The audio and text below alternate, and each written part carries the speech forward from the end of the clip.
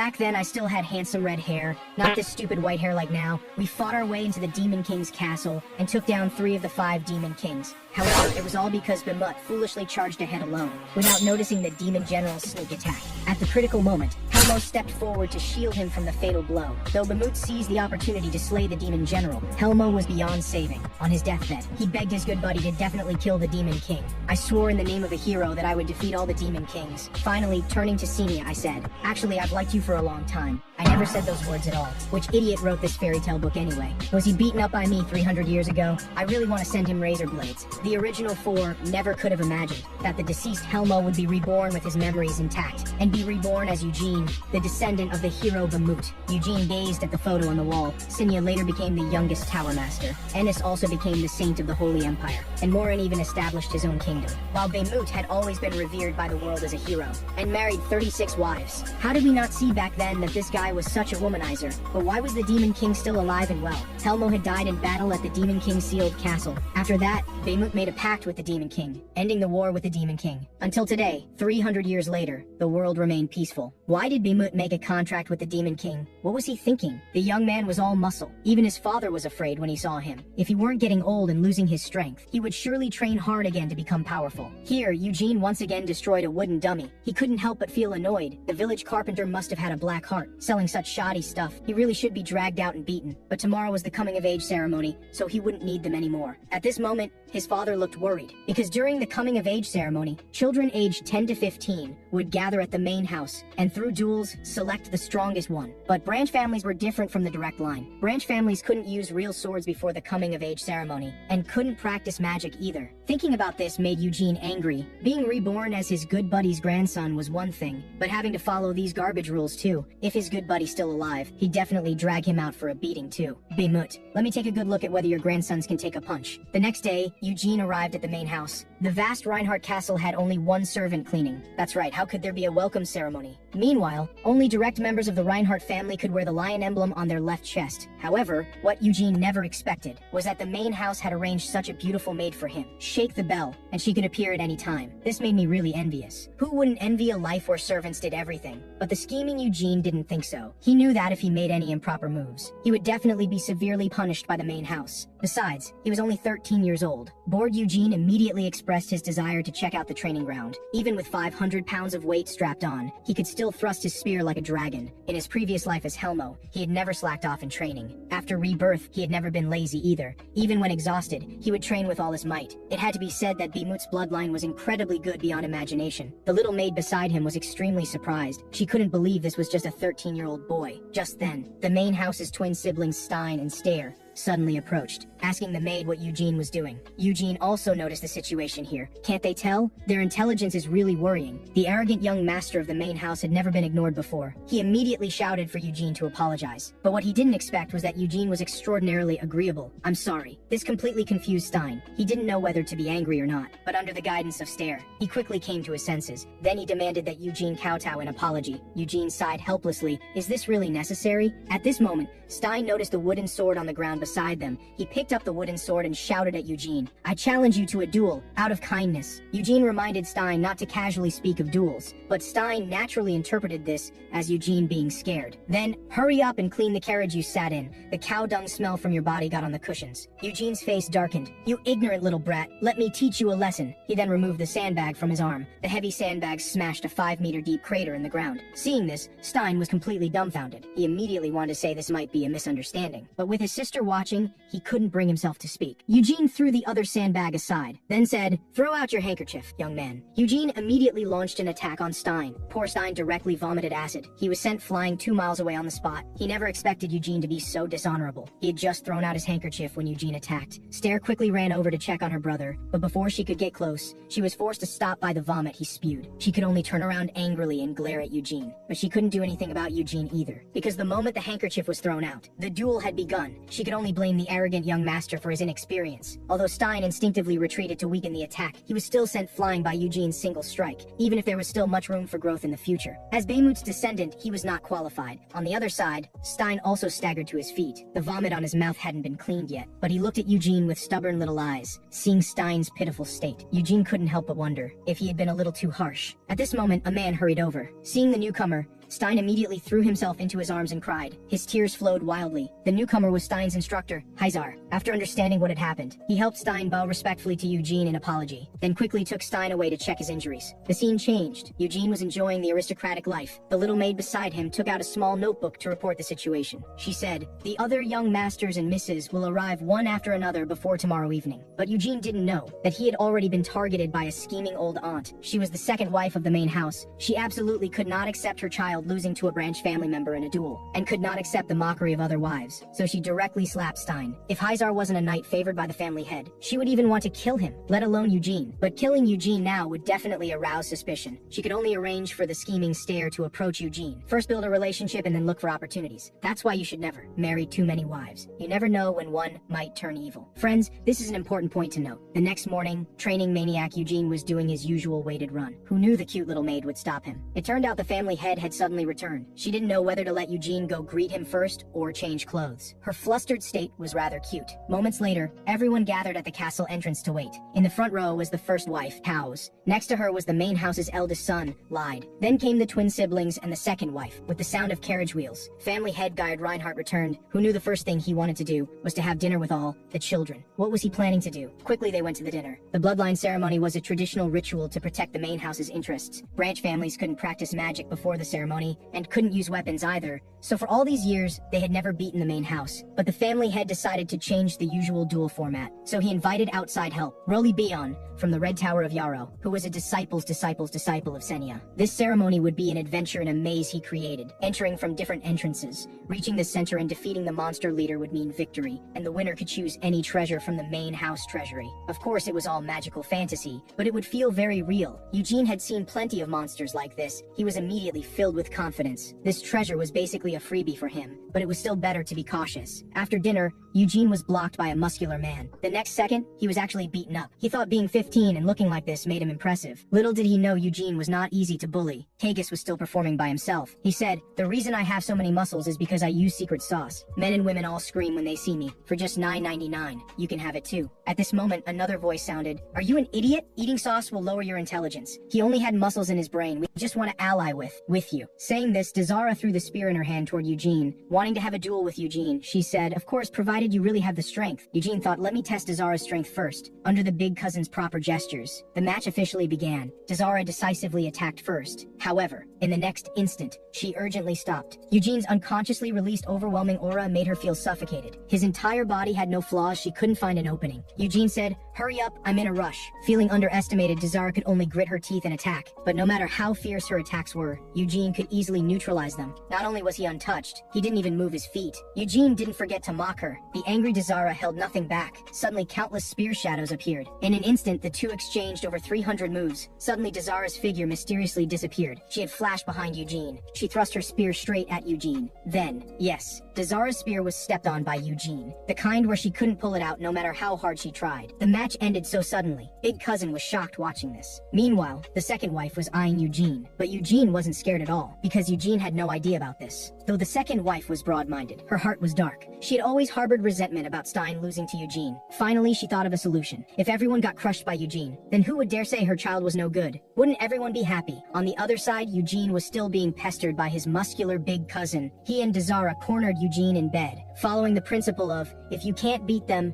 join them. They insisted on teaming up with Eugene. But Eugene said he could kill his way through alone. The scene was somewhat awkward. 3 days later, 9 chosen children gathered before the maze entrance. On site, Reliborn demonstrated condensing magic power, which could actually be released outward. The children looked at the magic power in their hands with great curiosity. As long as there was light in their hearts, they could manifest what they desired. The first to summon a weapon was Stare. The sword flowers she casually released could tear through the air. Big cousin followed closely behind. It was very much in line with his style. Next came Dazara, who was skilled with spears, and the arrogant Stein. The eldest son Lyde continued to be depressed, because since childhood he only liked reading and magic. The warrior position made him unable to breathe. Then came the nameless trio making up the numbers. Finally, there was Eugene's standard sword and shield combination. Stare said, "Hey Eugene, "If we meet in the maze, will you attack me?" Eugene quickly asked the family head. The family head said, "You can compete or cooperate. After all, we all bear the Reinhardt name. We're family." Hearing the word family, Stair's face inexplicably turned red. Then she showed a meaningful smile. Eugene couldn't understand her smile. At this moment, Reliborn took out the magic necklace again. This necklace was used to sense the young people's physical condition. If they suffered too much mental pressure, the necklace would sound an alarm. Reliborn would immediately appear and terminate the assessment. The prepared youngsters began entering the maze one by one. Stair didn't forget to cheer Eugene on. Though everyone entered from the same entrance, they would be teleported to different locations the moment they entered. Eugene couldn't help but recall scenes of adventuring with his companions in his previous life. He was already tired of mazes, so now it was time to show real skill. His opponent was a goblin. However, seeing the goblin made Eugene's legs feel a bit weak. The goblin didn't care about that and immediately attacked. Eugene raised his sword to block this strike, then cut off the goblin's head with one sword. Big Cousin was also completely fearless. He raised his sword and charged at the goblin. The goblin was scared by his momentum, but Big Cousin's sword strike missed. However, no matter what stood in front of him, Big Cousin wasn't afraid. He directly killed several goblins with one sword. Both of them had successfully passed the test. On the other side, the trio making up numbers had already been eliminated. What eliminated them were slimes. They were ferocious and terrifying, and their next opponent was the spear-skilled Dazara. Dazara moved and dodged skillfully. She found the right moment and struck accurately. Too bad they had physical immunity.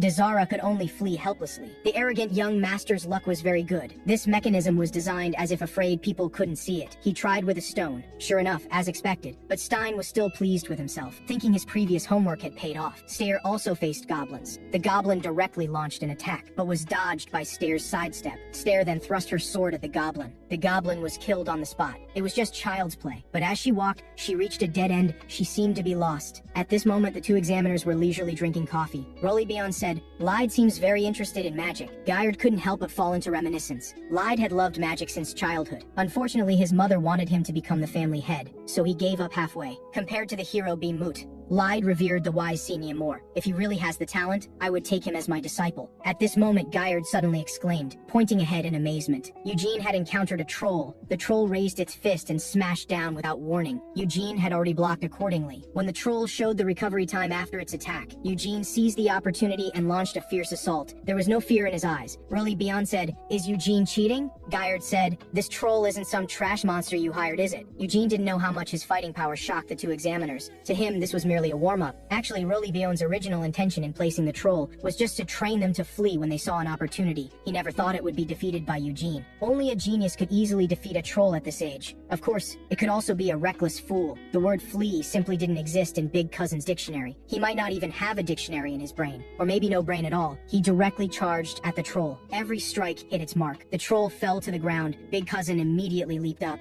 and thrust his sword into the troll's body. Though he defeated the troll, Big Cousin had also reached his limit. Not only was his back full of projectiles, but 48 of his ribs were broken. He said, "I can't fall here. I'm just tired. Let me sleep for a while." On the other side, Stein also encountered a troll. Fortunately, he had the stone that had worked before, using stone reconnaissance. Again, would that work? Sure enough, big guys have no brains. Stein thought he was too smart, and he was lucky enough to meet Stair. This meant they weren't far from the maze center. Stein quickly volunteered to scout ahead, having lost face in front of Stair because of Eugene before. This time he must restore his dignity and show his prowess. Thinking of this, his eyes even glowed. Stair said, "Brother, since the maze is all illusion, do you think there might be ghosts?" Hearing this, Stein couldn't help but swallow, then said, "Impossible." But he didn't know that the moment he turned around, a pale hand suddenly reached out. The next second, a blood-covered figure instantly appeared, startling Stein greatly. It turned out to be the spear-skilled Dazara. She was covered in blood, almost making Stein cry, and making him lose face in front of his sister again. He had to catch her. The helpless Dazara really missed Big Cousin at this moment. Unfortunately, Big Cousin was still sleeping, but just as she was distracted, the ground suddenly collapsed. Too bad she didn't fall down. Stein looked at the pit in front of him and wanted to go around, but thinking of his sister's admiring gaze, he decided not to conserve magic power anymore. He directly activated Sprint, leaped up, and barely reached the other side, turning around to help his sister. Who would have thought Stair looked relaxed and leaped over lightly? The scene immediately became awkward. Stein said, "Dazara, you can't escape. Today I must subdue you." The scene changed. The three had actually chased all the way to the maze center. Dazara said, "Such a big minotaur. Are you sure it's for trials?" Eugene said, "How did you three come together?" Eugene had arrived first. To give the other children a sense of participation, Eugene deliberately left the boss for them to fight first. Such thoughtful consideration. "So let's start the fight in order of arrival." Dazara said, Doesn't your conscience hurt? Eugene said, if you're scared, just stand aside. The stubborn Dazara wouldn't give up easily. She wiped the blood from her face and walked firmly toward the monster. At this moment, the arrogant young master said, if they followed this order, Eugene wouldn't get a chance to fight the monster. Eugene said, if you win, I'll call you Big Brother for life. Happiness came so suddenly. Little brother, watch how brother shows his strength later. As Dazara approached, the troll also opened its eyes, even though fear remained in her heart. The stubborn girl still charged forward with her spear. The moment the troll's palm fell, she spun once and easily dodged. Then she spun again and again to steady herself, then thrust her spear at the monster. However, she couldn't pierce the monster's skin. Dazara was stunned. Before Dazara could react, she was directly grabbed into the troll's palm, but she wasn't crushed. The monster directly threw her out. Dazara flew straight back to the starting point. She was completely outmatched. Stare said, why did the troll throw her out? Eugene said, because the winner was already decided the moment she was caught. The next contestant, Stein, consciously stood up, not forgetting to glance at Eugene with arrogant little eyes. Though Eugene didn't speak, his expression said everything. Stein thought, damn, Eugene is so infuriating, open your eyes wide and watch carefully. Stein actually concentrated all his magic power into his sword, a real glowing great sword. Though his sword aura couldn't last long, he was confident it was enough to eliminate the monster. However, the next second, the sword aura disappeared. Stein couldn't believe it at all. It turned out the family head wanted to understand all the children's talents, so magic attacks couldn't be used in this maze. Stein was still standing there looking fierce. Eugene said, if you're afraid of losing, hurry back. The arrogant young master was now in a real dilemma. He said, don't look down on me. Even without sword aura, I'll still be your big brother. Seeing this, the monster directly reached out to grab him. Unfortunately, it missed and was scratched on the arm by his sword. Stein then showed off his moves with dodges and turns, but they were all like scratches, useless. What move is most effective against plot monsters? Of course, cutting tendons and feet. Stein thought he had found an opportunity, but was sent flying by the troll's knee. Stein was shocked. Is this a move a cow brain could think of? The monster also seamlessly grabbed him in its hand, then threw him back. Unfortunately, he didn't land face first. Eugene said, how come you don't last long? You came back so quickly. At this moment, Eugene signaled for Stare to go up, but Stare directly forfeited. So sad, couldn't see the beautiful girl fly. Having waited long enough, Eugene decided to end this farce. Since everyone had shown their presence, it was time to hurry home for dinner. As Eugene approached, the monster also prepared for battle. Where should I start cutting? At this moment, the monster's fist was already coming, but Eugene dodged it. Eugene also began his attack, avoiding its hand, using the momentum to his advantage. He leaped to the top of the monster's head and steadied himself. The monster threw a punch at Eugene on its head. Eugene dodged in time, and this punch hit the monster hard in the face. Its already dim brain became even dimmer. Seizing the opportunity, Eugene launched his offensive, instantly splitting into several afterimages, extreme ghost sword technique, storm style. Everyone was stunned. Impossible, absolutely impossible. He was attacking the troll's carotid artery. His eyes were determined. One sword thrust in, the battle was over. Eugene had won. He walked up to everyone and said, see, just basic operations. Stein still wanted to shout something, but he couldn't understand why Eugene had no fear, but rather seemed excited. He also wanted to become such a person. At this moment, the weapon in Eugene's hand suddenly disappeared in a shimmer. The Minotaur also slowly dispersed in this golden light. The bloodline ceremony was over. The two examiners who watched the whole thing were also greatly shocked. Regardless of whether it was their own child, they had to show off at this moment. Actually, Rolibion's original intention was to emphasize the spirit of cooperation, having the children work together to fight the Minotaur. He never expected Eugene to solo everything. Rolibion never expected. Guyard smiled and said, Eugene has been strict with himself since childhood, obsessed with training. He's a martial arts prodigy. But Rolibion began to worry. After all, Eugene had defeated all the main house children. If the branch family surpassed the main house in the bloodline ceremony, it might breed the ambitions of certain conspirators. So he suggested Guyard adopt Eugene as his son. For Guyard, this was indeed a good suggestion. But before that, let's first congratulate the returning youngsters. Hearing that Eugene easily killed the troll, Big Cousin looked completely incredulous. How could such a reed-thin, weak body be so powerful? If he took my secret sauce on top of that, wouldn't he be able to punch heroes and kick demon kings? Though his own children basically played no role throughout, this didn't affect the family head's joyful mood. Originally, the family head had prepared a grand banquet, but unexpectedly, Eugene cleared the maze so quickly, he could only let the children go rest first. At this moment, the family head called out to Eugene. This inevitably caught Stare's attention. She said, are you taking him to the treasury? I want to go, I want to go, I want to go. But they all ignored her. She cursed, you won't grow tall, Eugene. On the way, the family head said, I heard you're skilled with all kinds of weapons. Eugene said, basic operations. In the maze, Eugene used shield and sword, but when defeating Stein and Dazara, he used a spear, though it symbolized the Reinhardt family's weapon mastery. The great Bemut was proficient with all 18 weapons, and Helmo was also called a weapon master, but the fairy tale book called him the foolish Helmo. Every team needs a fool, doesn't it? Never won a fight, but very confident. In the end, he even took a blade for his companions. The family head said, so compared to Bemut, I prefer Helmo. Hearing this, Eugene didn't know how to respond. He never expected the family head to be his fan. This could make Eugene narcissistic for a whole year. Soon the two arrived at the treasury entrance. The family head said, you're the first person besides the family head to come to the underground treasury. Hearing this, Eugene was shocked. Then said, are there any holy swords inside? The family head said, there are, but you can't draw them out either. Since the great Bemut, no one has been able to gain the holy sword's recognition. Eugene thought, who are you looking down on? Arriving at the treasury entrance, seeing this magical way of opening doors, Eugene seemed to understand why the family head didn't come often, as the lion's eyes glowed with eerie light. The treasury door opened accordingly. The family head said, go in by yourself. If I accompany you, it would affect your performance. After Eugene bowed, he entered the treasury alone. So start with the holy sword. This wasn't an ordinary sword. It had existed in this world for hundreds of years. Throughout the long years, it had only one master, Bemut. But today, it would submit to Eugene. After all, we're old acquaintances. Give me some face. Eugene then gripped the sword hilt with both hands. Come out, little baby. However, Eugene put all his strength into it, but still couldn't draw it out. Actually, ever since the holy sword killed the slaughtered demon king, it had always been the team's portable flashlight. Thinking about it this way, it wasn't that useful. A real man can't give up the whole forest for one tree. Real men should have multiple choices. Predator Asurfi was actually a magic staff. To use it well, one must cultivate both magic and martial arts. The key point was, it was too trashy and didn't suit Eugene. Skip it. Kalpus, which needed preheating to release dragon breath. Storm Sword Wild, which could summon the Wind Spirit King. Philanoa, which could shoot lightning regardless of distance. Dolan's Shield, which could make all attacks flow into the void. And this Serpent Tail. It could be said taking any weapon wouldn't be a loss, but why weren't Fenrir 6 and Yanmo here? After all, 300 years had passed, the good stuff was long gone. Now the optimal choice was Wild. Elemental magic was famously difficult to learn. Having Wild was like having a cheat code. But having come this far, Eugene decided to wander around more. Besides magical weapons, the treasury also collected some decorative items with commemorative value. Just then, Eugene suddenly stopped. He grabbed the necklace in front of him and examined it repeatedly. It was his own necklace. This was a relic from Helmo's parents. He was still wearing this necklace when he died. How could it be here? Did my good buddy collect my body? It seemed that after his death, his companions hadn't abandoned him. Helmo died in battle at the Sealed Demon King Castle, but Bemut made a pact with the Sealed Demon King and put his relics here. What was Bemut thinking? Actually, Eugene wasn't blaming Bemut and his companions. They must have had good reasons for doing this. He just wanted to know the content of the pact. Why did Bemut, who never approached women, marry so many wives? Having been cursed by the Demon King,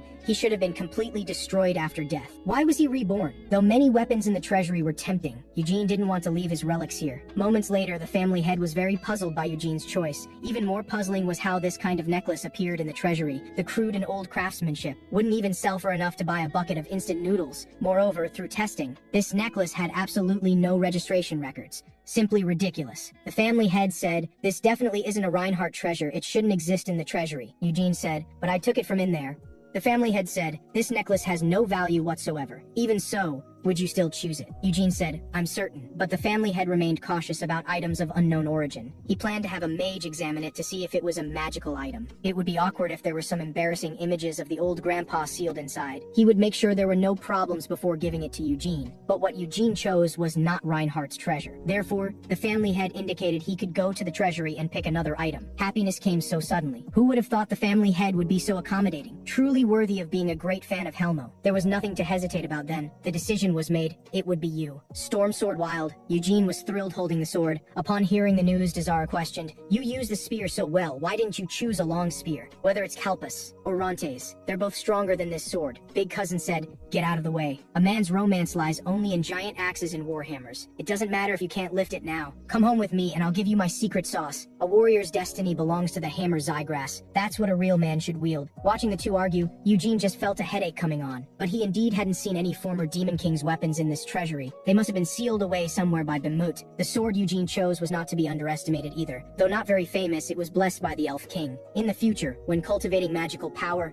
he could summon elves. And don't you think it matches my color scheme perfectly? But the brother and sister duo had no intention of humoring Eugene. The two of them had to settle this argument today. Eugene didn't continue to entangle with the pair either. This was the first time in his life he held a real sword. He absolutely had to show off today. Eugene then began swinging the sword. The momentum was impressive, effortless, and graceful. Elegance never goes out of style. Eugene had to master this aspect of charisma. It's truly 1 minute on stage, 60 seconds off stage. This movement looked difficult, but was actually not simple at all. Meanwhile, the two were examining Eugene's necklace. After the on-site mage performed a series of flashy magical operations, he found nothing at all. The mage said, "I can't believe this is a treasure from Reinhardt's vault. It's just an ordinary necklace, as ordinary as they come." Unconvinced, Reliborn decided to investigate more deeply. The mage raised his middle finger. Magic power exists everywhere in this world. Therefore, most objects contain magical power. By reading the residual magic, one could see corresponding memories. The mage then slowly infused magical power into the necklace. Memories of the necklace instantly surfaced in his mind. The time was about 100 years ago, a discounted necklace purchased at the capital's wholesale market. Nothing special about it whatsoever. Since it was confirmed there was nothing hidden in the necklace, the family head decided to give it to Eugene later. Looking at the young man practicing swordplay under the moonlight outside the window, he couldn't help but show a motherly smile. He planned to accept Reliborn's proposal and make Eugene Reinhardt his adopted son. The next morning, Eugene was playing with the little maid when Reinhardt family's bachelor Jiwon suddenly appeared. He wouldn't allow anyone to escape singlehood before him. Although Eugene was unhappy inside, he still had to bow in greeting, planning to quickly send this guy away. But his thoughts had already been seen through by Jiwon. He grabbed Eugene and prepared to drag him away. There were already few single maids in the house, and he couldn't let Eugene get the better deal. He hurriedly wanted to take Eugene to see the family head. Eugene had no choice but to go with him. At this time, the family head Guyard had been waiting for some time. He indeed had some matters he wanted to discuss with Eugene. First was about Eugene's necklace.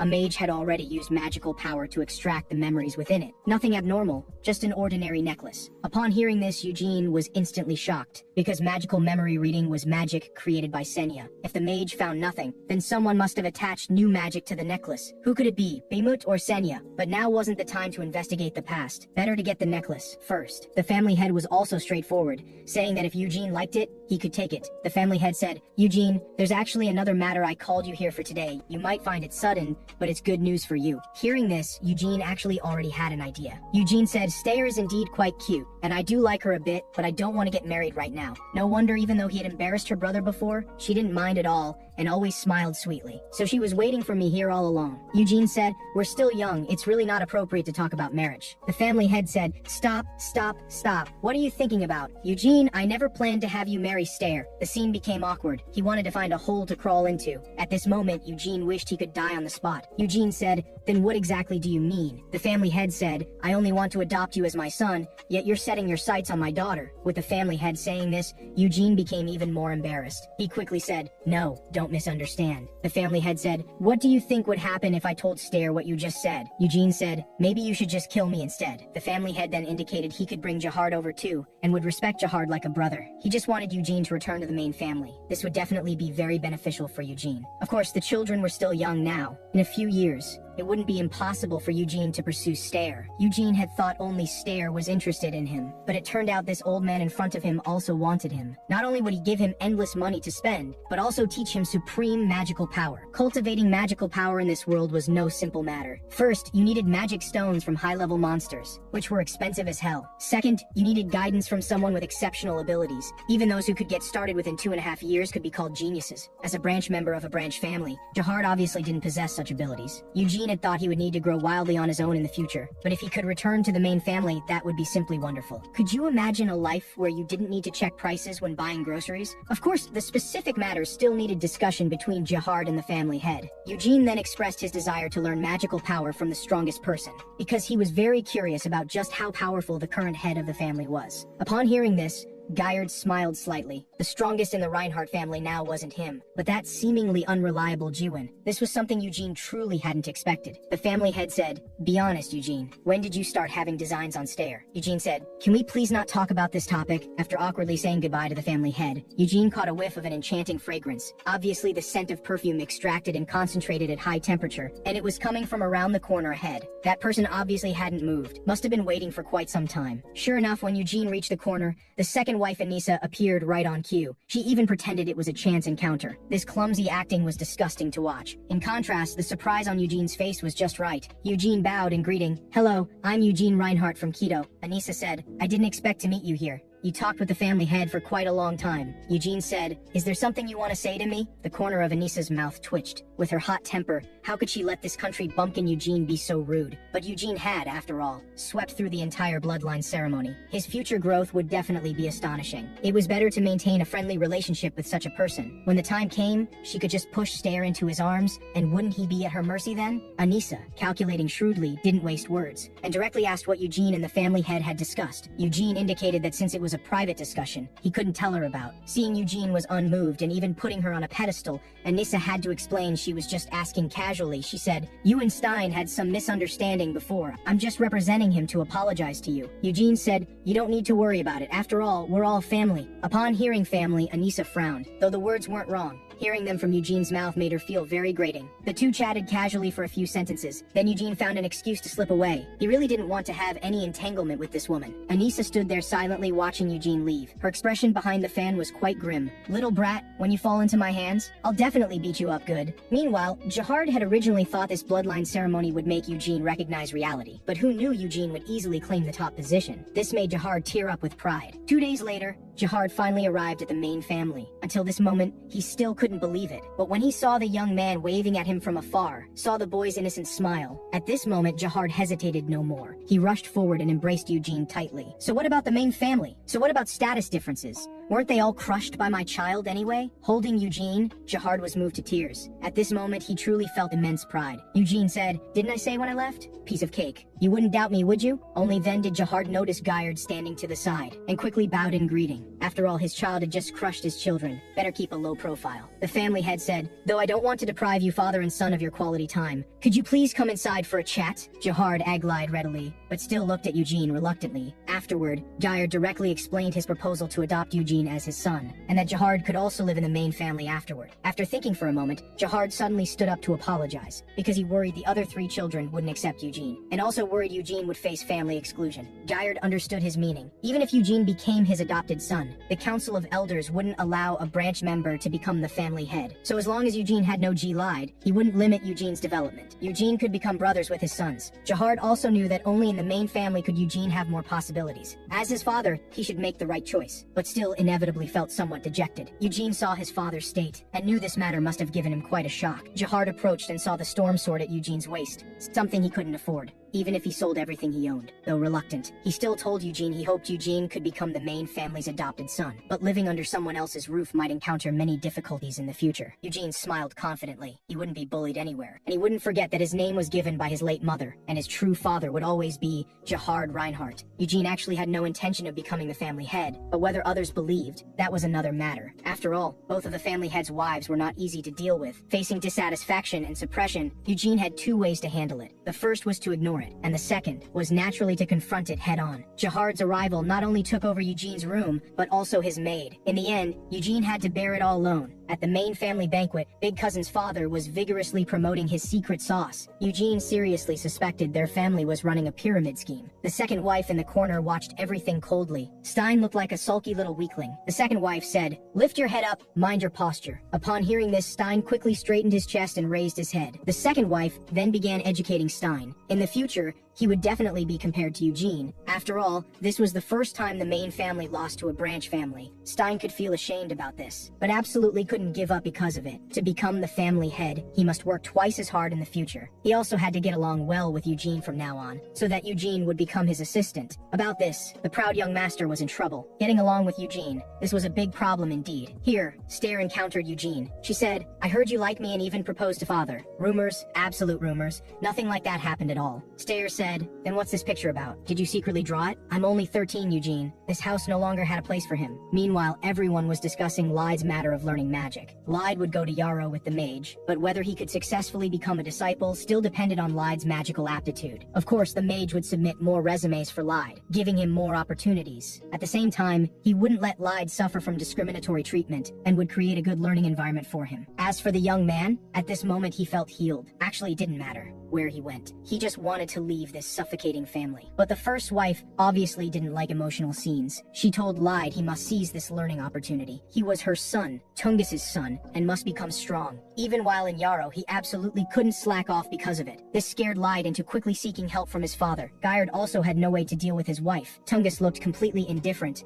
just a mother's parting words to her son. But inside, she was already going crazy. That old hag must be thrilled right now, but she had no other choice, only hoping Lyde would work hard in Yarrow and return as a king. The next day, Lyde left for Yarrow with the mage. The other contestants also returned to their respective homes, and Eugene was preparing to start cultivating magical power. There were roughly 2 types of magical cultivation in this world: breathing techniques and body training methods. In his previous life, he had used the body training method. Later, under Senya and Beimut's guidance, he switched to breathing techniques. Eugene then came with Jiwen to the depths of the forest. The Reinhardt family's spiritual vein wasn't naturally formed, but was personally created by Beimut 300 years ago. Jiwen indicated that the younger one was when cultivating magic, the better. The main family's children all began cultivating at age 6. The twin siblings took 3 days to sense magical power. Lyde took about a week. For Eugene at this age, it would take about a month. Even with his help, it would probably take 10 days. He hoped Eugene wouldn't be discouraged. Eugene was indifferent about this, thinking, I probably won't even need 10 minutes. Just wait and see. The next moment, Jiwen began casting magic. And for Eugene, magical power was like fireflies in the dark night sky. So distinct, so outstanding. Wherever it lit up, he could point it out. Piece of cake. Seeing this, Jiwen said in disbelief, impossible. Absolutely impossible. Jiwen felt something must have gone wrong. He really couldn't understand. But sensing magical power was only the first step for the young man. Next came the in-depth study of breathing techniques. The top-level breathing technique inherited by the main family was the white flame style. When operating,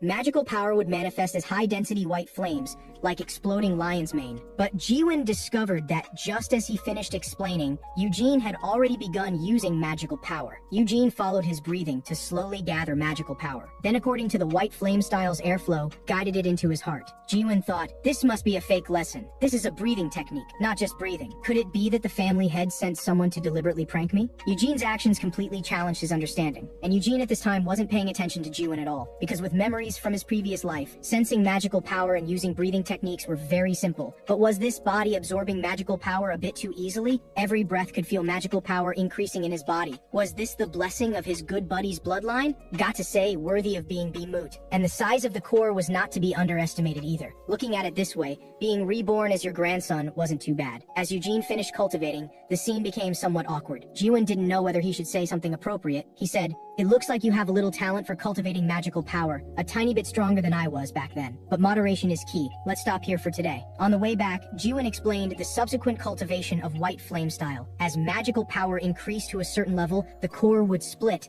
allowing the body to contain more magical power and enabling the split cores to resonate. Those split cores were called stars. In the Reinhardt family's history, only Beimut had cultivated to 10 stars. Jiwen and the family head were both 6-star. The young masters and misses of the main family were all 1-star now, but the twin siblings should reach 2-star next year. They began cultivating at 6 and took 8 years to reach 2-star. But Eugene's talent was a little bit better, so as long as he didn't slack off, he should be slightly faster. About this, Eugene cheerfully expressed he would definitely cultivate seriously. You foolish weaklings, soon you'll feel my terror. Returning to the manor, Jiwen decided to first report today's situation to the family head, and let Eugene rest first. But this bit of fatigue was nothing to Eugene. He could still do something interesting. What a coincidence. The little maid encountered Eugene returning. She ran over wanting to hug him, but fortunately Eugene noticed and stopped her in time, having her fetch the storm sword instead, just right to test if he could summon an elf and sign a contract. Eugene then held his breath and concentrated, slowly infusing magical power into the sword. Suddenly the heavens and earth changed color, wind rose and clouds surged. A massive tornado formed out of thin air,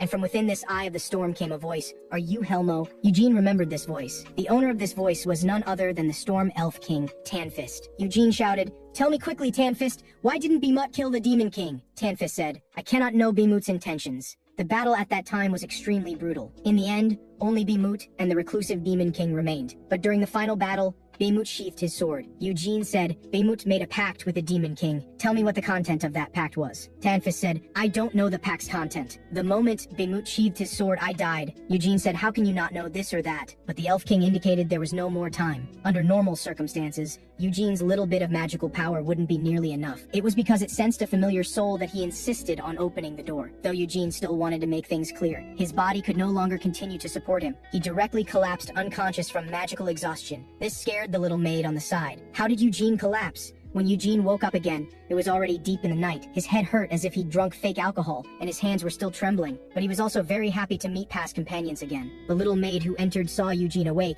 and finally put her worried heart at ease, though seeing him trembling his right hand on the bed was quite strange. She didn't pay attention to these details, and quickly went to call the family heads over. Soon the two came to Eugene's room. Guyard quickly inquired about the day's strange phenomena. Had he summoned an elf? About this, Eugene didn't know what to say, making such a big commotion and summoning the Elf King. This seriously didn't match his consistently low-key and sincere image. He'd better find an excuse to fool them. Eugene said, "I accidentally summoned the Elf King. I don't know how it happened either." The two had originally thought he'd only summoned an elf, never expecting him to bring out the Elf King. This was completely unreasonable. Eugene indicated the Elf King was a bit tsundere, actually disdaining that he wasn't strong enough now, but looked forward to meeting again in the future, then returned to the elf realm. Upon hearing this, Guyard's beard twisted with laughter. Couldn't help but sigh that the Reinhardt family had successors, mastering White Flame style in seconds during the day. Then a little wave of the hand produced a golden legend. His future achievements would be immeasurable. He then quickly told Eugene to rest well. Originally, after the bloodline ceremony, he planned to continue traveling and training with Jiwon, but now he would have Jiwon stay to properly teach Eugene. Of course, the twin siblings would also follow along. He told Eugene to be prepared. Meanwhile, hearing about Eugene's deeds, Stein and Stayer were quite affected. The two finally began seriously cultivating. They just didn't know yet that the gap between them and Eugene would only grow larger in the future. After all, if effort were useful, what would be the point of rebirth? The next day when Eugene woke up again, he couldn't wait to pick up the storm sword. As magical power flowed in, a small elf instantly appeared. Obviously, this wasn't the Elf King. "Where is your king? Have Tanfist come see me." The elf wasn't going to indulge Eugene, directly charging up for a ramming attack to his forehead, then instantly disappeared. Though Eugene still had many questions, he could only wait until he became stronger in the future. Back then, he and his 4 good friends had swept through the Demon King's castle, but sadly his fallen brother's DPs wasn't enough. But it didn't matter. In the future, he would slowly search for his companion's traces, and eventually kill the remaining 2 Demon Kings. Time flew by, and 3 years passed. Eugene's White Flame style reached 3 stars, but for Eugene, this was still far from enough. It was time to go to Yarrow to learn magic. Stein was shocked. He said,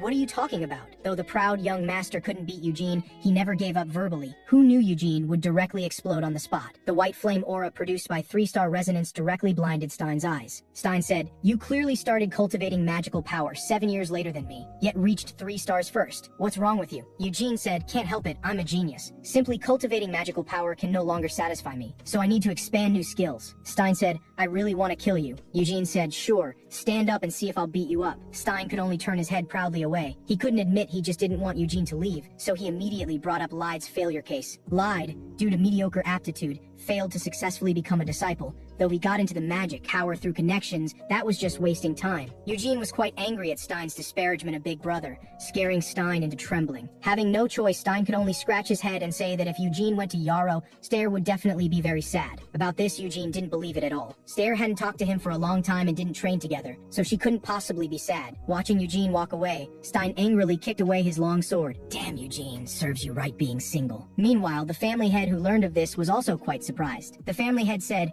"Reaching 3 stars at your age is unprecedented. Learning magic would only waste your talent." But Eugene completely ignored the family head's persuasion, determined to leave. The family head had no choice, and could only seriously warn Eugene that he absolutely must not touch black magic. Yarrow had a black magic tower where black mages gathered, though people's understanding of black magic had changed somewhat now. As descendants of the great Bimut, the Reinhardt family must forever remain wary of black magic. After saying goodbye to the family head, Eugene prepared to return to his bedroom. Passing by Stayer's door, she called out to him. She didn't understand why Eugene, who had already learned elf magic, still wanted to go to the distant place of Yarrow to learn magic. She said, "If you don't train properly, my brother and I will surpass you soon." Eugene said, "That would be perfect. Training together would be more interesting then. Besides, you haven't been training with me anyway." Stayer said, "If I train with you in the future, would you not leave?" Eugene directly refused. He was determined to go to Yarrow, and didn't know how long he'd be away. Jahard had completely adapted to life in the main family. Seeing Eugene had no more attachments, the girl quickly said that if he left, Jiwon would be very sad, and her brother would be very sad too. But none of this would affect Eugene's decision. He told Stayer to train well and prepare to leave. Stayer quickly poked her head out to call to Eugene walking away. "Are you really leaving?" But Eugene just waved his hand without looking back. Stair was very sad. There was something she ultimately couldn't bring herself to say. Actually, she also didn't want Eugene to leave. Yarrow was a magic city floating in the air. For just 9099, you could enjoy aerial delivery service. In nearly 200 years, there had been only dozens of crash accidents, but not one person had left a bad review. It could be said to be Yarrow's most popular means of transportation. Eugene just felt speechless. The people who crashed were dead. How could they leave bad reviews? Eugene quickly interrupted the tour guide's sightseeing spiel. Such awkward chat was purely a waste of time. Better to go to Senia's residence first. Upon hearing this, the tour guide became even more excited, because Senia's residence was a must-visit check-in spot for tourists. About 200 years ago,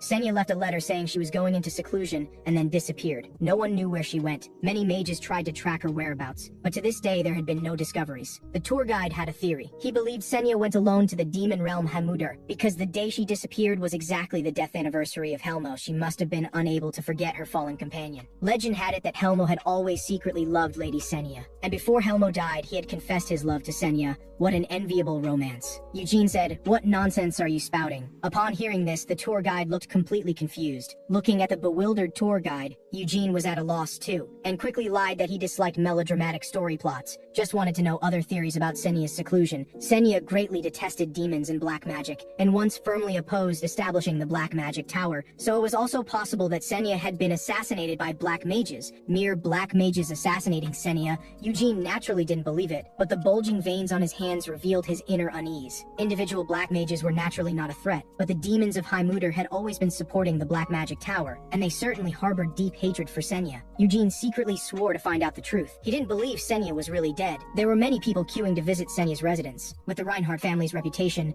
Eugene successfully cut in line. Though he still didn't know what had happened in the past, this was where Senia had lived. He would definitely be able to find traces Senia left behind. Eugene believed they would definitely meet again. A girl who dreamed of marriage and children remained single for over 100 years, only because the boy she liked had fallen before the Demon King's palace, obviously at the prime of youth, yet having to save the world. If everything had ended, she should have enjoyed life properly. Senia asked, "What do you plan to do in the future, Helmo?" Morin wants to become a king. Helmo had never thought about such questions before, and had never seen Senia look so gentle. This was a scene he could never have dreamed of. Not knowing how to answer, he could only ask Senia about her future plans in return. Who knew that Senia would suddenly freeze, speechless for a moment? After a while, she said she wanted to live like an ordinary person, getting married and having children frequently, then becoming an old grandmother and slowly aging. She should have found a good man to live a stable life with, so why did she live alone for 100 years and never marry? Senia, what were you really thinking? Eugene, moved to his depths, instinctively reached out to touch. Suddenly the guard said, "Please visit rationally, no touching allowed, I'll be watching you." Just when the feeling was coming on strong, one touch would have been enough, but this manager was really asking for a beating. Helpless Eugene no longer obsessed over the portrait. Underground in Senia's mansion was a huge library. There might be clues that Senia had left behind here. Suddenly, the guard said again, "Please visit rationally, no touching allowed." "I said I'd be watching you." Eugene found himself unable to resist wanting to beat him up, but now there were more important things to do. His necklace had mysteriously appeared in the Reinhardt treasury. The Wind Spirit King had also recognized him the moment he appeared. It was clear that his rebirth was definitely not a coincidence. Someone had definitely manipulated it. If it was Senia, then she would surely have left clues. But there were no discoveries here at all. "I never thought you were such a mysterious person, Senia. If you wanted me to do something, couldn't you have just said so properly?" Taking advantage of the moment when the manager turned around, Eugene said,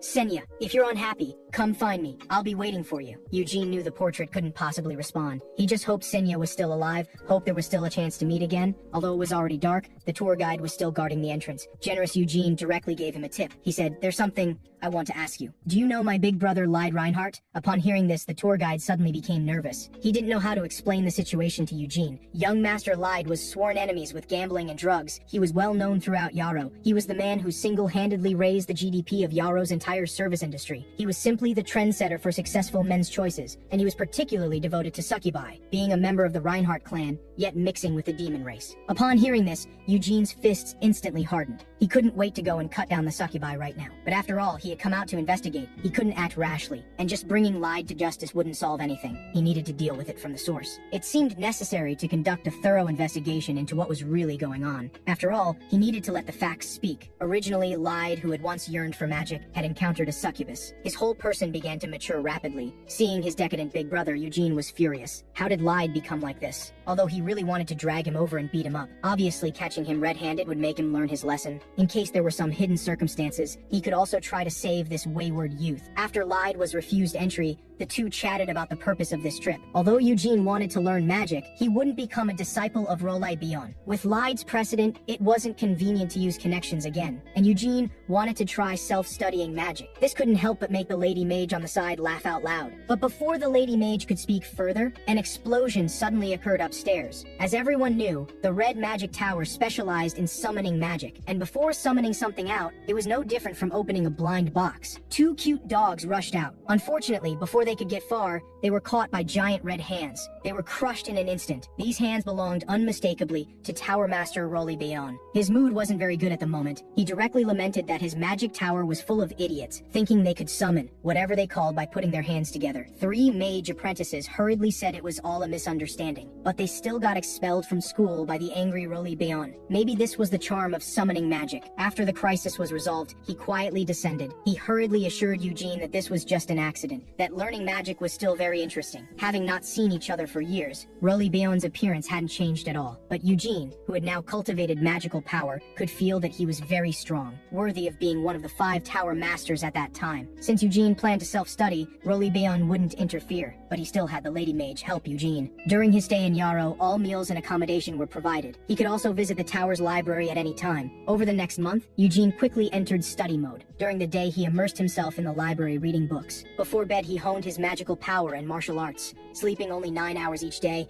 yet showing no signs of fatigue. He had completely mastered magic, from beginner to expert level. The magic classification system established by Sinia 300 years ago was still in use today. Mages used magical power to weave circles within their bodies to cast magic. When a circle's magical power reached its maximum value, the number of circles would increase. Circles were also the optimal magical formula verified over the past 300 years. Now only elves and black magic didn't use circle-based entry methods, but Eugene didn't want to use the circle method for entry. Instead, he planned to use the Reinhardt magical power application method. The Lady Mage said, but martial arts and magic use completely different tracks for magical power application. If you derail, you'll definitely die on the spot. Unfortunately, the Lady Mage couldn't dissuade Eugene at all. She could only summon her staff to prepare for some physical persuasion. But as Eugene circulated the magical power around his body, the Lady Mage could hardly believe her eyes. Eugene had mastered magic in just 30 days. He lived like he had cheat codes enabled. With a small wave of his hand, a fireball appeared. No hand seals needed. Instantly called out magic missiles. This completely overturned the Lady Mage's understanding. She couldn't comprehend what a rebirth cheat was. These special effects looked like she definitely couldn't handle them. She quickly summoned an iron golem to tank some damage. Eugene's magic shockwave shot straight out, piercing right through the iron golem. Moments later, Reborn examined the golem's remains. He couldn't believe this was magic cast by Eugene. The Lady Mage said, "Very absurd, isn't it, Tower Master?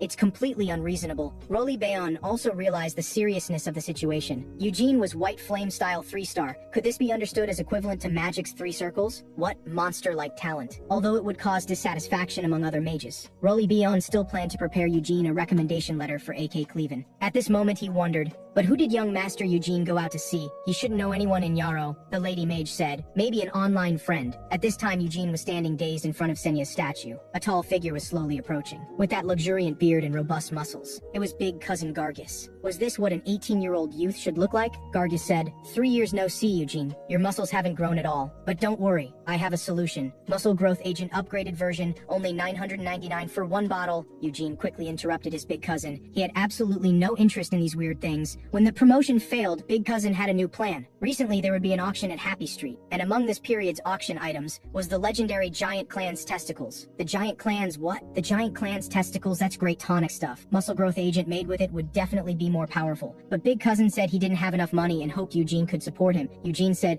"Give up. I won't possibly lend you money to buy testicles." Upon hearing this, big cousin's expression changed. Then he knelt on the ground and said, "Please be sure to lend it to me." Embarrassed Eugene had no choice but to agree to lend money to big cousin. Big cousin said, "I swear by my muscles that I'll definitely pay you back with interest." Big cousin said he only needed 1 testicle. Eugene could completely take the other one to fry, boil, cook, or stew. It was said the taste was worth savoring. Not talking about testicles, Eugene was very interested in Happy Street. After Lyde was poisoned by the succubus, he developed withdrawal symptoms. He had to find a succubus once a month for magical supplementation. So this full moon night Lyde would definitely go to Happy Street, since Lyde gained the succubus's favor. In 3 years, he had lived through what others lived in a lifetime. His 17-year-old face was full of stories. As the eldest son of the family, his qualifications were far inferior to his younger siblings. He also had to be caught between the power struggle of two wives. Lyde had long lived under their oppression. Although he later had the opportunity to study magic in Yarrow, Lyde didn't have the corresponding magical talent. Plus, being born into a legendary family, everyone had high expectations of him. Little did they know such expectations only multiplied his pressure. Fortunately, Lyde finally found a way to release pressure. He got a bit of breathing space and didn't completely collapse. But the Reinhardt family and the demon race were sworn enemies. Emotionally, Eugene could understand Lyde's actions, but he couldn't allow Lyde to do this. At this moment, Rolly Bayon suddenly summoned a magic letter. Eugene was shocked when he saw it. It turned out to be a recommendation letter from the Royal Library A.K. Sleven. A.K. Cleven not only had ancient magic passed down from the mythical age, but also had masterworks by contemporary sages, including the original manuscripts of Cinea's 3 magic works. Suddenly receiving such an honor, Eugene instinctively wanted to be modest. He really was a 1 in 10,000 magic genius. Brother Lyde studied hard for 3 years and couldn't get into a single magic tower. He had just come to Yarrow for a month and was already guaranteed admission to A.K. Cleven. Indeed, people's joys and sorrows were different. Life was so good. But what exactly had Lyde done with the succubus? Eugene said he had to personally confirm it. The flower district on the full moon night was bustling with excitement. Eugene and Big Cousin also quietly arrived. Of course, to avoid being recognized, both used transformation magic. After all, main family disciples entering the red light district would definitely make headlines. Big Cousin didn't understand but still thought it made sense. At this time, the tour guide called. He would stand at a high place to observe Lyde's movements. After all, Lyde never used transformation magic, and he always wore a black robe, making him easy to identify. Upon hearing this, Eugene was furious. Visiting the red light district so brazenly, Lyde's actions were simply too numerous to record, extremely evil and enviable. But Big Cousin wasn't concerned about this. He just wanted to quickly go by the giant clan's testicles. The auction paid great attention to customer experience. All guests were arranged in different private rooms. No one knew anyone else's identity. Before long, the auction officially began. Although the host's introduction was interesting, the auction items were lizard horns, or devil fruits, and little orchids. Eugene had absolutely no interest in these. When would the giant clan's testicles come out? Big Cousin was very anxious, but when the host displayed the next auction item, Eugene couldn't sit still. This was an item that had failed to sell multiple times. Its only function was to emit beautiful light under moonlight. It was a very good choice for picking up girls. However, before he finished speaking, Eugene was already bidding. Fortunately, no one raised the price, allowing Eugene to successfully win it for the high price of 1 million. Eugene's heart was already in turmoil. He hadn't expected to see it in such a place. That was the turbid blade that wasn't left in history. The legendary divine sword, Moonlight Sword, that could destroy everything it pointed at. A fragment of it. Although in Big Cousin's eyes, this thing was unremarkable. The Moonlight Sword was discovered in the depths of Liu on the Teyvat continent. Symbolizing misfortune, it only recognized Bimut as its master. Who would have thought such a powerful divine sword had already become fragments? And there was no aura of power on this fragment, just like an ordinary glass shard. At this time, Eugene's phone rang. The voice said, "Young Master Eugene, young Master Lyde has appeared." Getting the news, Eugene hurriedly walked out. The giant clan's testicles could only be guarded by Big Cousin alone. Soon Eugene arrived at the scene, but there were actually 2 demon security guards at the entrance. This was the first time Eugene had encountered demons since his rebirth. He almost drew his sword and rushed up to beat them. Although the 2 demon security guards looked fierce and menacing, when Eugene pulled out 2 million, they still bowed their humble heads and respectfully sent Eugene in. Eugene had just entered when he was targeted by a succubus. The succubus said, "Cola, Sprite, lemon tea. What would dear young master like to drink?" Eugene said, "I'll give you 2 million, hope you can be more reserved." The succubus said, "You're so cute, young master, let's have some wine first." Feeling like she was about to do something inappropriate for children, Eugene said, "No need for wine." The succubus said, "Let me treat you comfortably." Eugene said, "I'll give you another 1 million, please leave." The succubus said, "Are you not fully developed? How can there be someone like you who doesn't understand romance?" After getting rid of the succubus, Eugene entered the main hall alone. He immediately ordered a table full of chicken legs to reward himself. Indeed, succubi weren't as delicious as chicken legs. Before long, he saw 2 demons supporting a mysterious man walking out of a mysterious room. It was his big brother Lyde, but he looked quite worn out. Seeing this situation, Eugene was almost furious to death. Lyde not only had a messy relationship with succubi, but also let demons support him. He really disgraced the Reinhardt name. Eugene suppressed his anger and quickly got up. He wanted to find out where the demons would take Lyde. Looking at Lyde's mental state at this time, he shouldn't be able to handle a second round. What exactly were they planning to do? Just as he was about to follow, Eugene's path was blocked. Several people clearly came with ill intentions, menacingly approaching. They didn't waste words upon meeting, directly giving Eugene a chokehold. Unfortunately, he misjudged the situation. Eugene was a man who had been muscular since age 13. He directly gave the opponent an uppercut to the jaw, knocking him down directly. He fell to the ground, unable to get up. The two accompanying lackeys weren't intimidated at all. They directly drew weapons and charged forward, but they couldn't even touch Eugene's clothes. Instead, they were directly sent flying by Eugene. Still coming out to rob with this level of skill was simply laughable. Eugene said, "Friends, can someone now tell me in detail what this place is? How did they all pass out?" But they were all down, so it seemed he could infiltrate secretly. Without a word, Eugene directly kicked down the door and walked in. Why was there a smell of contraband in the air? What kind of place was this? Eugene's appearance terrified the three brothers nearby. The three brothers who were indulging looked fierce. Seeing this, Eugene said, "What a coincidence." However, the three brothers immediately drew their swords and charged forward. Eugene raised his hand and pointed. The magic attack directly hit them. The three brothers were instantly knocked to the ground. Then Eugene directly drew his storm sword. The opponent frowned, realizing things weren't simple. Did this person have a hobby of abusing raccoons? Who knew? Eugene directly raised the sword above his head. In an instant, sharp sword energy swept out, directly leveling all rooms on the first and second floors. But Lyde's figure wasn't found. Since he wasn't on the first and second floors, the target was obvious. He must be on the third floor. Eugene directly fired a magic spell upstairs, then leaped into the air. He discovered a mysterious room in the corner. "Big brother, I'm coming to find you now." However, at this moment, the door actually glowed with waves of blood-red magic. In a flash, a pillar of blood-colored magic surged forth. At the critical moment, Eugene quickly threw out the moonlight sword fragment. The powerful magical light wave couldn't advance an inch. It was all blocked by the fragment. Although it was just a fragment, the Moonlight Sword's magic immunity characteristic was indeed still there. Eugene said, "Old man, you just used black magic, right? You didn't even give a warning. You wanted to kill me, right? Then it seems you're prepared for battle." Eugene's erupting white flames were like a lion's mane. The guarding old man was almost scared to his knees. Fortunately, the demon brothers appeared, restoring the old man's confidence. Seeing this situation, Eugene laughed angrily on the spot. He said, "Just these two pieces of trash think they can block my way?" The demon brothers ignored Eugene's words and directly showed their claws. Eugene also stopped talking. In an instant, Eugene had already deployed his sword stance, but the demon brothers were completely unaware, directly rushing forward. Eugene swung his sword,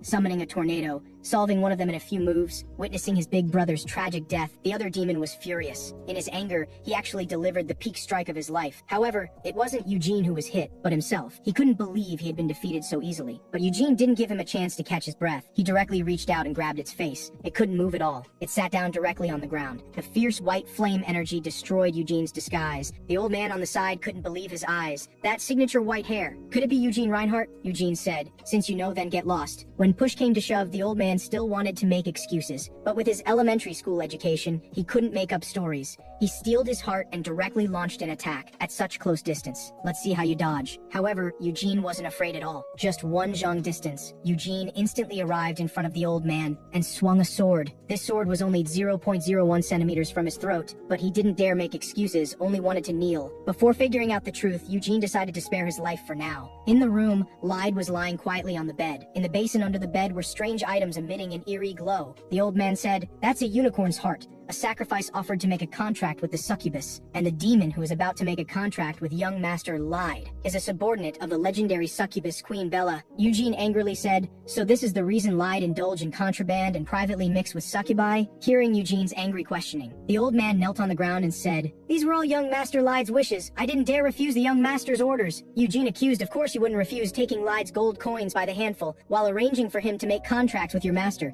You really struck it rich. If you don't want to die, kneel there properly." Eugene looked at Lyde's indulgent appearance on the bed. There was even unknown liquid remaining at the corner of his mouth. Instantly his anger soared through the roof. He went directly up to him. Lyde, still in his dream, was instantly startled awake. He couldn't figure out what was happening now. Eugene said coldly, "Are you awake now, my good big brother?" Lyde's feelings at this moment were indescribable. He didn't understand why Eugene was here. Eugene said, "I really tried hard to understand your situation, but as the legitimate eldest son of the Reinhardt family, you actually made a contract with demons, and it was a male succubus. Do you know the consequences of making a contract with demons? After making a contract with demons, your soul will forever belong to the demon race. You will become a slave manipulated by the demon race." Upon hearing this, Lyde continued to make excuses, saying his demon friends were all very friendly and kind-hearted. They promised they wouldn't force him, and he really loved it there. And he felt Eugene didn't understand anything at all. Eugene possessed incomparable cultivation talent. He simply couldn't understand Lyde's situation and had no right to criticize Lyde. Eugene said, "Innate talent cannot be overcome, but having talent alone doesn't mean you can rest easy. You still need to put in far more effort than ordinary people. Stein and Stair, who stayed at the main house, are also training desperately. And even if you learned black magic,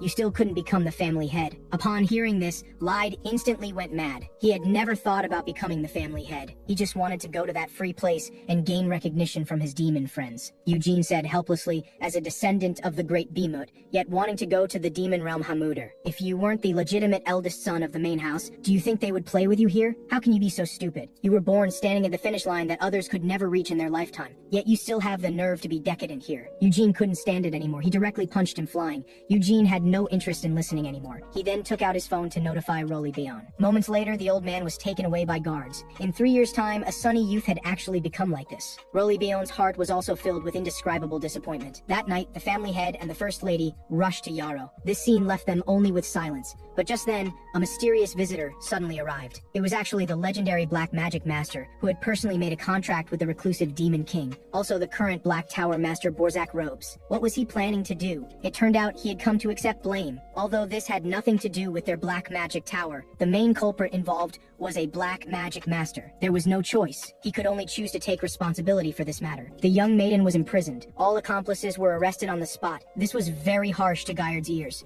as if under pressure from the Reinhardt family's prestige. He had lowered his head and admitted wrongs he shouldn't have admitted. Of course, the First Lady didn't think so. She firmly believed it was the Black Magic Master who had bewitched her son. For this, the Black Tower Master also brought a message from the Demon King. The reclusive Demon King expressed that bringing unhappiness to the dear Bimut family made him feel very sad, so he would personally cut off the head of the involved male succubus. Upon hearing this, Eugene was furious. The reclusive Demon King actually called Bimut dear. Sooner or later, he would chop his down. Seeing the atmosphere becoming awkward, the Black Tower Master chose silence. Face had been given, and it wasn't suitable to stay here longer. Before leaving, he didn't forget to give Eugene a mysterious smile. Then Eugene also got up to leave. After all, he wasn't in a good position to participate in dealing with Big Brother Lyde. Family head Guyard expressed his apologies to Roly Bion. He would take Lyde back to the main house. The First Lady on the side was shocked. She felt her son hadn't even begun learning black magic and would reform. He might even become more diligent in the future. There was no need to take him back to the main house. But Guyard's face was gloomy.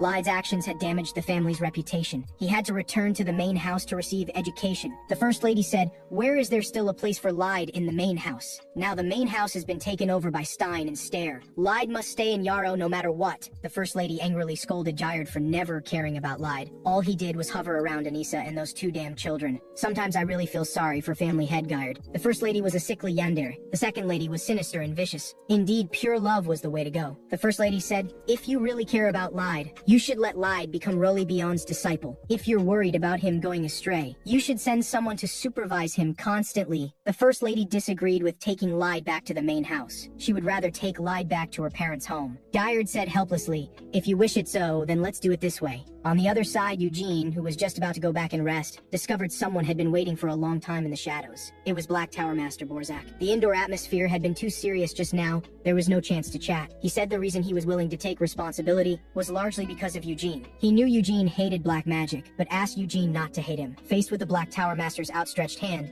Eugene chose to ignore it. Eugene hated all black magic masters. The Black Tower Master, feeling awkward, quickly changed the subject. He would, like Roly Bion, recommend Eugene to AK Clevin. This way Eugene's chances of going to AK Clevin would greatly increase. It looked really sincere. Eugene said he'd take the gift but wouldn't do the work. It was already dark. He needed to hurry home for dinner. The helpless Black Tower Master then turned to leave. At this time Eugene said, "Did you really not participate in Lyde's matter?" Borzak said, "I'm proud to be a black magic master, so even if it's the main house's legitimate eldest son, if he has no talent, then he's not worthy of becoming a black magic master. I hope you can understand my meaning." Eugene thought back to Lyde and was also very helpless. He was just a pitiful guy who longed for recognition. Back in his room, Eugene looked at the unicorn heart before him. This heart was in very good condition, perfect for frying, boiling, cooking, or stewing. But extracting magic power directly from the heart was the cleanest and most convenient method of use, feeling the pure magic power emanating from the heart. Eugene might be able to reach 4 stars before age 20. That would refresh the fastest record in family history. Jiwon and Guyard were White Flame style 6 stars, already among the strongest on the continent. But they weren't Eugene's targets. Bemut had created the White Flame style. Eugene wanted to incorporate everything of Helmo into it on that foundation. Then he'd crush all those demon kings in into slag. On the other side, Big Cousin successfully bid on the giant clan's testicles. Final price 300 million. Eugene, pay up. Upon hearing this, Eugene was shocked. You want to spend 300 million to buy 2 testicles? And with my money? Big Cousin said, hurry up, Eugene. When it's done, I'll scrub your back. Big Cousin was relentless. Eugene had no choice but to pay. Then Big Cousin invited Eugene to his residence. After all, the chance to see testicles with your own eyes was very rare. Upon hearing this, Eugene felt a chill. Did he look like someone interested in that thing? But Eugene still decided to go back with Big Cousin. He was very interested in Big Cousin's red flame style, wanting to see what was different from White Rock Flame. Maybe he could even combine the two. Eugene, who was thinking, seemed to notice something. He immediately rushed out, desperately chasing. It couldn't be wrong. He absolutely couldn't be mistaken. That unnatural light purple hair color. That color that could only be produced by integrating massive magical power. Pushing through the crowd, Eugene finally saw clearly that the figure from just now was right ahead. Senya, is it really you? After 300 years apart, he had finally seen the person he'd been thinking about. At this moment, though he had 1,000 words, he couldn't make a sound. Senya was still as graceful as before, but Eugene was already different. He didn't know if Senya could recognize him. If he told her he had been reborn as Bemut's grandson, she would definitely scold him. After all, even after 500 more years, her personality would definitely still be that volatile. Eugene couldn't help but want to step forward and hold Senya's hand. How could this be? Could it be a spirit? Could something have happened to Senya? No, this was an illusion created with magic. Eugene helplessly lowered his arms. His heart was dead as ash. At this moment, Senya's phantom slowly turned around. Eugene's heart was filled with excitement. How could he tell her that he was Helmo? Would she recognize him? This appearance would surely awaken her memories. Senya, who had turned around, seemed to confirm something, and a slight smile appeared at the corner of her mouth. She opened her mouth, as if she was speaking. After speaking, she smiled gently, then began to dissipate in the air. Were you saying, have you found it? The future we both long for still lies ahead. I hope to walk alongside you towards such a future. Do you know, Senya? I'm very happy now, because I found you too. Before we truly meet again, I will definitely become more reliable. Eugene looked at the bustling street and fell into deep thought. Without a doubt, Senya was still alive, which was why she could come looking for Eugene. Perhaps like Tanfist, she recognized Eugene's soul. Perhaps she found Eugene's location through the necklace. Either way, Senya definitely knew about Eugene's rebirth. But since she couldn't come in person, it must be because of a seal. Perhaps Senya sealed herself, or perhaps she was sealed by the Demon King of Confinement. Senya must be unable to act freely now. This time you came to find me, so next time I'll come to find you. Please wait for me. Suddenly a voice rang out, looking up at the sky at a 45-degree angle. Eugene, are you afraid your tears will fall? What are you secretly plotting all by yourself? Eugene said, stop talking nonsense, hurry home and show me your red flame style. The big cousin found Eugene's hobby very strange. He had already mastered the white flame style, yet he was still interested in the red flame style. Seeing this, Eugene said, you seem to be working on something new. Can't you generate power without exploding your clothes? His big cousin said, that's not it. Don't you know about exploding clothes plus critical hits? Open your eyes wide and watch carefully. Although the big cousin was particularly troublesome, it had to be said that the power of the red flame style was also extraordinary. The mainstream red flame style of the main family couldn't achieve nuclear fission, but through the continuous efforts of the branch ancestors. It had now successfully split the red flame style to 5 stars, making it one of the best among the family branches. The big cousin still wanted to show off his 2-star strength, but Eugene chose to ignore him directly. It seemed that splitting the red flame style to 5 stars was already the limit. Bemut created the white flame style as the main family's secret transmission, then taught the red flame style to the branches and vassals. This created a gap between the main family and the branches. Eugene couldn't understand no matter how he thought about it, based on his understanding of Bemut. He shouldn't be such a petty person. Now it seemed there was no need to combine the white flame style and red flame style. Then Eugene turned and left, saying, the giant's testicles can be left for big cousin to admire alone. Returning to the red magic tower, Eugene came to the training room. The book in AK7 must contain clues about Senya. Now that he had obtained recommendation letters from 2 tower masters, getting an entry permit shouldn't be a problem. My dear Senya, I've already waited 300 years. Waiting a little longer shouldn't matter. The moonlight sword possessed anti-magic properties, but even a single fragment could only work against low-level magic. Therefore, if his magic power wasn't broken by the fragment, that would mean his magic power condensation had exceeded the level of the white flame style. Wait for me, Senya. I will definitely become stronger. That day, the lady mage was cosplaying as Senya. Suddenly, she was told that room 166 was continuously emitting vibrations and explosion sounds. Thinking that Eugene might be playing some thrilling game, she couldn't wait to join in, but was suddenly startled by an explosion sound from inside. The lady mage hurried in and said, Master Eugene, are you all right? Is this something someone my age should be seeing? Eugene said, I'm just practicing magic power and magic. Don't make such a fuss. The moonlight sword fragment was floating floating quietly in the air. Then Eugene gathered his magic power throughout his body, creating several deep craters on the ground. Could this be damage caused by a low-level mage? The lady mage was directly stunned. Eugene had already achieved the fusion of white flame style and magic, and the power after fusion far exceeded magic of the same level. Combined with the assistance of the moonlight sword, the magic power released now was even more concentrated. The lady mage said, "You must be tired from practicing, Master Eugene. Would you like to rest?" Unfortunately, Eugene refused. He prepared to go see Reliborn first, but Reliborn wasn't at the magic tower at all. Instead, he was at the Royal Library aka Sleven. Yarrow's capital, Avalon, was located at the center of the 5 magic towers. Surrounded by lake water, it could only be reached by boat, and no other magic could cross the lake water. Because Senya had sealed the entire Avalon with magic, and even hundreds of years later today, the seal remained intact. Eugene couldn't help but marvel at how amazing Senya was. With his current magical knowledge, he couldn't understand at all how Senya had sealed the entire royal city. The lady mage leading the way noticed that Eugene was absent-minded, so she gave Eugene some popular science about what they saw in Avalon. Even tower masters couldn't use magic in Avalon. Only the court's mage corps could cast spells freely. The magic towers and Yarrow had a mutually supportive relationship. Although loyal to the royal family, they had the right to refuse unreasonable commands. The relationship between the magic towers and the council was actually deeper, so the magic tower mages became the council's highest combat power. Currently, 3 people opposed Eugene's recommendation letter. They were the Blue Tower Master, the Green Tower Master, and the Mage Guild President. Eugene needed to gain their recognition to enter and exit AK Cleven. Then the Lady Mage bowed to Eugene in farewell. "Go for it, Master Eugene, you're the best." Eugene definitely wouldn't give up easily. He still needed to find clues about Senya from AK Cleven. At the council venue, Yarrow's most powerful mages had been waiting for a long time. They were the Court Mage Corps Commander, Red Tower Master, Green Tower Master, Blue Tower Master, White Tower Master, Black Tower Master, and the Mage Guild President, whose hairstyle made people want to punch him. At this time, the person sitting in the highest position asked Eugene to raise his head. He was Yarrow's crown prince. This crown prince was no simple person, not only the first heir to the throne, but also a strong person who reached the 5th ring before adulthood. He said, "I've heard of you, Eugene Reinhardt. I heard you're talented, but casting magic is different from wielding swords and spears." He thought Eugene was just a 17-year-old brat, who definitely used the Reinhardt family's influence to make shady deals with the Red Magic Tower and Black Magic Tower. Eugene didn't care about his attitude, but politely asked what he needed to do. The Red Tower Master said, "You just need to release magic. The mages will carefully observe your magic." The Blue Tower Master then said, "Originally,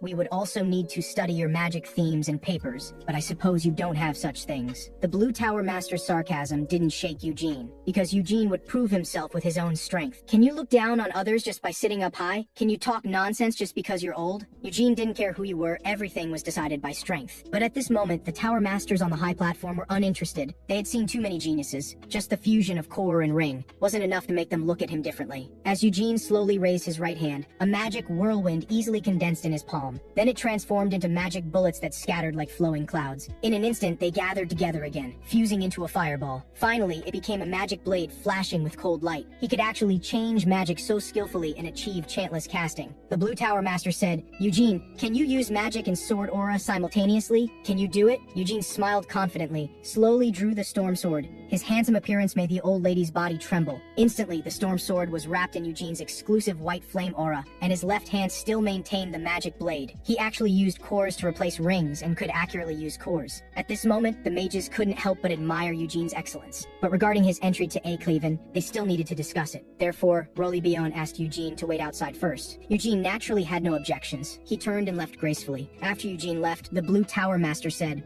"Red Tower Master, did you really never guide him?" Although Reliborn had said it many times, the Blue Tower Master still didn't believe Eugene was self-taught, especially in just 4 months. The Crown Prince said, "He's a member of the Reinhardt family, a descendant of the Great Bemut. Don't all the people on the Teyvat continent know how excellent their bloodline is?" The White Tower Master also affirmed Eugene's talent. She could see that Eugene's first ring magic had power far exceeding the first ring, though she might be more interested in Eugene's handsome face. The guild president had something to say about this matter. He acknowledged Eugene's talent, but he also felt Eugene was too young. It was too early for him to enter AK Cleven now. He still needed to go home and study hard. On the contrary, the Court Mage Corps commander was very optimistic about Eugene. He believed Eugene had unlimited potential. After all, Eugene was an adopted son of the Reinhardts and couldn't possibly inherit the family in the future. The original first heir lied, had a scandal, and now the first successor was Stein Reinhardt. So Eugene would have to leave the main family after getting married. This was the Reinhardt family rule. The Court Mage Corps commander said, "I happen to have an unmarried granddaughter. What a coincidence." The Black Tower Master said, "Commander, you're really humorous. Are you here to be funny? I'm afraid you wouldn't even make the list. Eugene possesses qualifications recognized even by the Reinhardt main family. If he also gets Yarrow's support, his future achievements might be comparable to the great Behemoth. The Green Tower Master said, Black Tower Master, you're praising Eugene so much. Is this your own opinion, or the opinion of the reclusive Demon King who signed a contract with you? Don't meddle too much, don't reach your hands too far, or it would be bad if they got chopped off.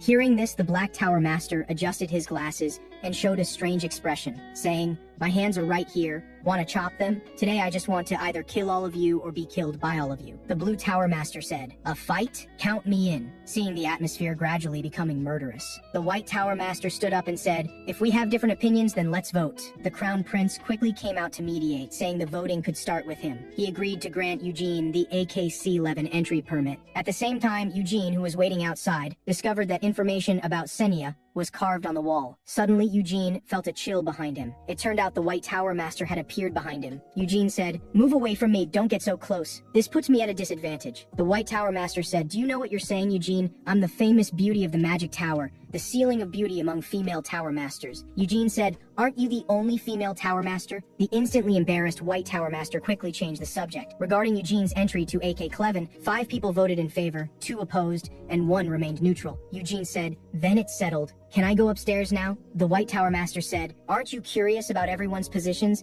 Let me tell you the truth. The one who remained neutral was me. The White Tower Master remained neutral because she didn't want to get involved in annoying verbal disputes. And that Blue Tower Master who talked a lot earlier, she thought he would oppose, but he actually voted in favor in the end. Isn't that surprising, Eugene? Guess which 2 people opposed? They were the Green Tower Master and the Mage Guild President. Seeing Eugene had no reaction, she said, are you really 17? Such a cold reaction. Eugene said, if there's nothing else, I'll go first. You rest well. The White Tower Master came to chat up Eugene because she was interested in Eugene's storm sword. White Tower Master Menkes was the strongest spirit summoner of the current generation. Both the Lightning Spirit King and Earth Spirit King had signed contracts with her. Her dream was to collect all the Spirit Kings, but the Wind Spirit King had always refused to see her, so she wanted to obtain Eugene's storm sword. Previously, the White Tower Master had even sent letters to the Reinhardt main family, but family head Guyard refused to lend the sword no matter what. Eugene said, sorry, wife and sword are not for lending. The White Tower Master said, then what if your wife asked to borrow the sword? Eugene said, still no lending. The storm sword is just temporarily lent to me by the main family. The Wind Spirit King was now extremely aloof and proud. Eugene had summoned for 4 years, but it never appeared again. Therefore, lending it to the White Tower Master wouldn't matter, but the deal couldn't be completed so easily. Maybe he could even get some unexpected surprises. The storm sword was a must-have for the White Tower Master, but she wasn't in a hurry. Eugene came to the front desk and received the AK-11 entry permit. The Royal Library AK-11 had 15 floors in total. Floors 12 to 14 contained Senya's magic books, and each floor of AK-11 had exclusive familiars. They were all left by legendary great mages in history, including Yarrow's founding king and the wise Senya. Information about Senya might also be hidden in her familiar. The White Tower Master knew Eugene was very interested in Senya. After all, Eugene had visited Senya's mansion as soon as he arrived in Yarrow. If Eugene agreed to lend her the storm sword, she would tell Eugene her exclusive information, but Eugene didn't pay attention to the White Tower Master. He planned to go to the library first to investigate carefully. The White Tower Master said, are you planning to go to the 12th floor? I knew you liked Senya. If it's you, I can accompany you. Eugene said, no need, you can play downstairs by yourself. Hearing this, the White Tower Master was somewhat gloating. The first time seeing the truth of magic would be very shocking. She advised Eugene to prepare himself mentally quickly. It would be best to put on diapers now. The White Tower Master said, don't get so scared you wet yourself, Master Eugene. Eugene really didn't want to listen to her talk, so he frantically pressed the elevator button. What a nasty old lady. As the elevator door slowly opened, Eugene froze in place. This unique hair color, this appearance, he would recognize it even if it turned to ash. Welcome to Senya's hall, Master Eugene. He absolutely couldn't be mistaken. This was exactly how Senya looked in his memory. But it was the youthful version. They had only been apart for 300 years. The goddess had left behind a child. What man could accept such a thing? And her head didn't seem very bright either. How could Senya have a child? The child said, what are you thinking about, Master Eugene? I'm the familiar managing Senya's hall. So this was Senya's familiar. No wonder the old lady had that expression earlier. How do you know my name? Didn't you just register your name on the first floor? It turned out that all the familiars in AKC-11 were connected to the magic system. The little girl's name was Mel. Eugene wasn't surprised by this name, because Senya's surname was Meldine. But he didn't expect Senya would create a familiar that looked exactly like her. Eugene asked, are all the familiars here in human form? The familiar said, no, only I am special here. Rory Bell had said that magic that could create life was all forbidden. But Eugene Eugene didn't believe Senya would touch the forbidden. The familiar said, "I'm not truly alive. Lady Senya created my body with magic, and my spirit is sealed there," following the familiar's pointing direction. The scene before his eyes made Eugene's face full of amazement. He didn't understand what that thing actually was. The familiar said, "This is Lady Senya's lifelong magical essence, magic." Eugene said, "Shouldn't magic be a grimoire? That's not a book at all." The familiar said, "It is a book. Your thinking needs to keep up with the times." Eugene was speechless. Worthy of being a familiar created by Senya, this proud and arrogant little expression brimming with pride was exactly the same. Eugene said, "Did Senya have this personality before she went into seclusion too?" The familiar said, "Of course not. Lady Senya was noble and elegant, just didn't like to smile much." Eugene couldn't imagine that the little girl who used to wear all her emotions on her face could eventually become noble and elegant, and write magic that transcended the era, and create a familiar with the same personality as her childhood self. He couldn't help but walk forward. He wanted to find evidence that Senya was still alive from it. Eugene said, "You're Senya's familiar, you knew she would go into seclusion, right?" However, Eugene didn't get the answer he wanted. Mel didn't know Senya's whereabouts at all. The mages of Yarrow didn't believe Mel didn't know either. They would come to search through Mel's memories every few years. Eugene understood that they searched through Mel's memories not only to find traces of Senya, if not because of Senya's magical status. They would even try every means to dismantle Mel if not for other reasons. From Mel's introduction, he learned Aklevin only made public the upper part of magic. Senya had extracted the middle and lower parts before disappearing. Mel could tell Eugene was very interested in Senya, plus Eugene was a descendant of the Reinhardt family, which made her very curious, because as far as she knew, Senya had never contacted the Reinhardt family since settling in Yarrow. Eugene was also strange. According to the Reinhardt family records, Bemut had no contact with his former companions after returning from Heimuder. Their last meeting was still at Bemut's funeral. Eugene asked, "Did Senya ever mention her former companions?" The familiar said, "Lady Senya said Moran was an idiot, said Ennis was a snake-like woman." Eugene asked, "Did she ever mention Helmo?" The familiar said, "Of course she did. She said he was just a fool, bastard, annoying person. A useless idiot even when given opportunities. Every time Lady Senya talked about Helmo, she looked very painful." Eugene said, "Then, how did she talk about Bemut?" From Mel's words, Eugene learned that Senya never talked about Bemut. Never praised him, never cursed him,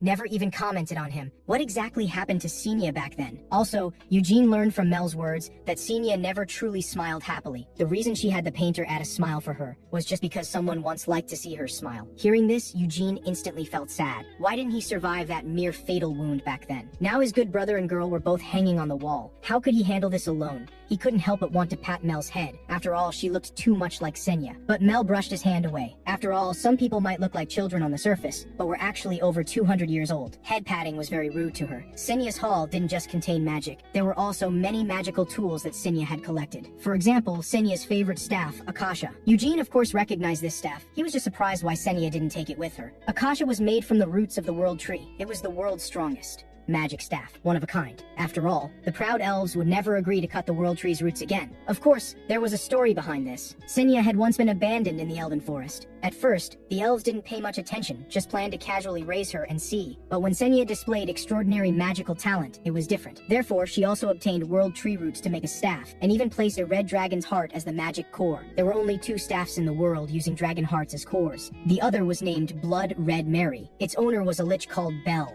the one who killed Helmo 300 years ago. Now it should be in the hands of a black mage who signed a contract with a reclusive demon king. Eugene said, "Can I pick it up and take a look?" Mel thought Eugene was being delusional. Akasha wasn't something just anyone could pick up and look at. It only recognized Senya as its sole master. Eugene didn't believe it. He used all his magic power, but got no response. What magic did that Senya use? At this time, the familiar said, "You seem to really like Lady Senya." Eugene said, "No, I'm just slightly interested." The familiar said, "Are young people nowadays also dishonest?" Eugene said, "I just simply like stories from the past." The familiar said, "Then you should also like that book." Then she turned around, ran to the bookshelf and took out a book, saying, "It's this book, The Great Adventure of Hero Bemut." This was a fairy tale book that recorded the great Bemut and his companions creating history together. Mentioning this book made Eugene very angry, because it depicted Helmo as a stupid idiot. But Mel said, "You misunderstood. What you saw should be the revised version, which is different from the original version. In the original version, Helmo was much stupider. He was a crude fighter with incomplete brain development, and completely undeveloped cerebellum, who relied mainly on brute force. Later, to maintain the hero's image,